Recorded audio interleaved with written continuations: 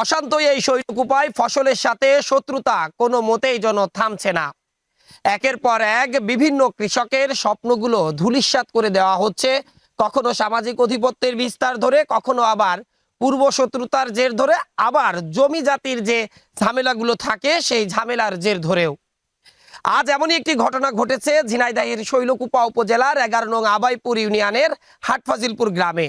এখানে আবুল কাশেম ও তার 3 ভাই, আমি যে জমিতে দাঁড়িয়ে আছি এই জমিটা দীর্ঘদিন ধরে ভোগ দখল করে আসছে, কিন্তু এই জমি নিয়ে স্থানীয়দের সাথে তাদের একটা বিরোধ চলে আসছিল।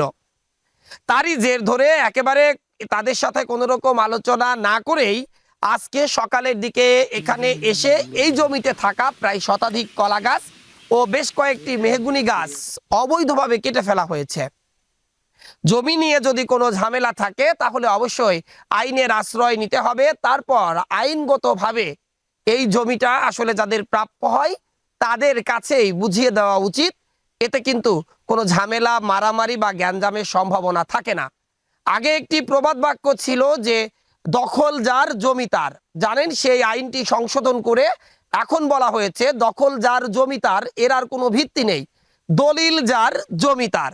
অর্থাৎ এখন এই জমি নিয়ে মারামারি করে, প্রাণনাশ করে বা রক্তারক্তি করে বা ফসলের সাথে শত্রুতা করে অহেতুক মানুষের চোখে শত্রু হওয়া বা আইনের চোখে ফেসে যে দীর্ঘদিন ধরে আইনের বেড়াজালা আটকে থাকা ছাড়া কিন্তু আর কিছুই না।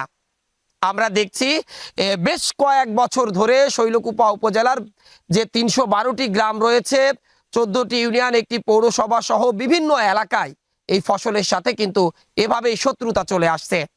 আবুল কাশেম ও তার পরিবারের লোকজন বলছিলেন যে এই জমিটা তাদের প্রাপ্য এবং তারা কিভাবে পেয়েছিলেন সেটিও তারা বলছিল, কিন্তু তারপরেও আজ সকালে যে ঘটনাটি ঘটেছে এটি নেক্কারজনক। তিনি ইতিমধ্যে স্থানীয় পুলিশ ক্যাম্পে জানিয়েছেন। পুলিশ ক্যাম্পে দায়িত্বরত যিনি রয়েছেন তিনি আমাদেরকে জানিয়েছেন তিনি ঘটনাস্থল পরিদর্শন করেছেন এবং এই ব্যাপারে তাদেরকে থানায় একটি অভিযোগ দায়ের করার কথা বলা হয়েছে এবং যারা ফসলের সাথে শত্রুতা করেছে তাদেরকে অবশ্যই আইনের আওতায় এনে দৃষ্টান্তমূলক শাস্তির ব্যবস্থা করা হবে। আমার কাগজ আছে, দলিল আছে। আমি এই জমিটা আরো বন নামে দেলমোহরের দাবি করে রেজিস্ট্রি করে দিয়েছি। কত বছর আগে থেকে জমিটা আপনারা ভোগ দখল করতেছেন? বহুদিনতেই জমি দখল করা হয়নি, এই জমিটা 4 বছর দখল করতেছি আমি। তার আগে কারা করতো এই জমিটা? তার আগে ওই আজমালি ভাবে খাইতো সবাই। তারা আনতে বাড়িতে ভাঙিয়ে চলে গেলি, সেখন আমাদের এই জমিটা আমাকে রেকর্ড করে দিয়ে যায়।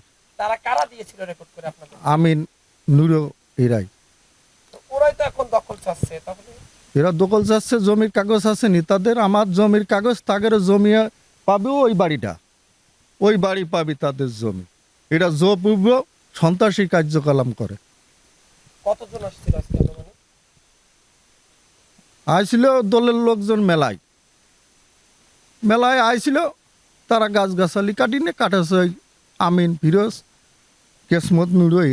Desk report, Eagle TV news.